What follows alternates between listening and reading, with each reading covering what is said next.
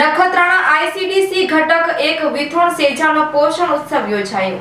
કલ્યાણપર તાલુકો નખત્રાણા અહીં આઈસીડીસી ઘટક એક વિથોણ સેજાનો પોષણ ઉત્સવ યોજાયો હતો। લાભાર્થીઓએ કઠોળ સરગવો મેથી સુંદર રંગોળી બનાવી હતી। પેજામાંથી 260 જેટલા લાભાર્થીઓ અને વાલીઓ જોડાયા હતા। પોષણ ઉત્સવ કાર્યક્રમની શરૂઆતમાં નખત્રાણા સીડીપીઓ શાંતાબા ચુડાસમા અને ઉત્સવમાં ઉપસ્થિત મોમેન્ટોનું સ્વાગત કરવામાં આવ્યું હતું। વિથોણ સેજાના સુપરવાઇઝર રેખાબેન ગઢવી મહેમાનોને આવકારી પરિચય આપ્યો હતો।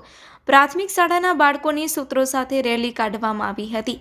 આંગણવાડી કેન્દ્ર દ્વારા લાભાર્થી સગર્ભા ધાત્રી માતાઓને 7 માસથી 3 વર્ષનાને રાશન કીટ આપવામાં આવે છે। આરટીએસ શ્રી અન્ન બનાવેલી વાનગીઓનું નિદર્શન અને સ્પર્ધાનું આયોજન કરવામાં આવ્યું હતું। મીઠેલ જાડા ધાન્ય કઠોળ સરગવો મેથી પાલક ભાજી તેમજ અન્ય વગેરે ધાન્યમાંથી લાભાર્થી દ્વારા પોષણ રંગોળી કરવામાં આવી હતી।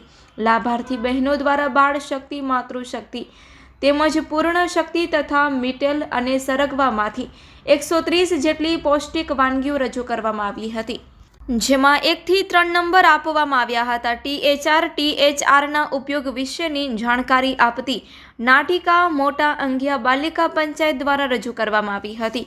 કાર્યક્રમમાં પ્રાસંગિક ઉદ્બોધનમાં નખત્રાણા શાંતાબેન ચુડાસમાએ પૂરક પોષણ યોજના THRનું ઉત્પાદન ક્યાંથી થાય છે તે વિશે, તેમાં રહેલા પોષક તત્વો અને રોજિંદા જીવનમાં તેના ઉપયોગ વિશે જાણકારી આપી હતી।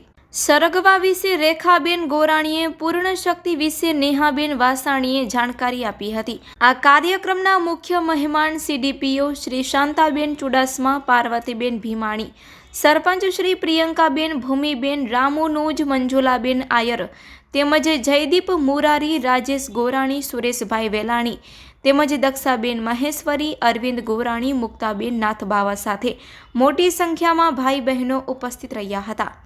કાર્યક્રમનું સંચાલન ચંપકભાઈ રાવલે કર્યું હતું। આભાર વિધિ રેખાબેન ગઢવી દ્વારા કરવામાં આવી હતી। વ્યવસ્થા અર્ચનાબેન ગોરાણીએ સંભાળી હતી।